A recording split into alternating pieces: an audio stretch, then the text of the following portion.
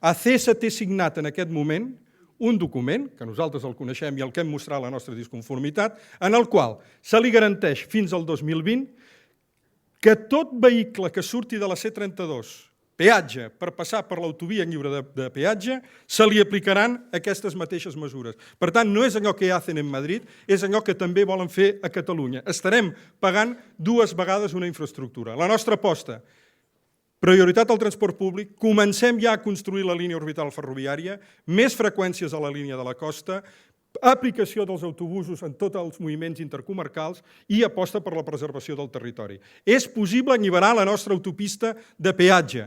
Mireu, aquests dies em pregunten, tu, Herrera, parles dels poderosos. Qui són els poderosos? Doncs el Salvador ho ha explicat. Els poderosos són aquells que quan discuteixen el pressupost de l'Estat marquen les retallades socials a la llei de dependència, a les pensions, a qui pateix més, però que en canvi es treuen de la butxaca centenars de milions d'euros pels rescats de les peatges de les concessionàries i se'l treuen de la butxaca amb una esmena de Convergència i Unió signada amb el PP i pactada amb el Partit Socialista. Aquests són els poderosos. Tenen cara i ulls.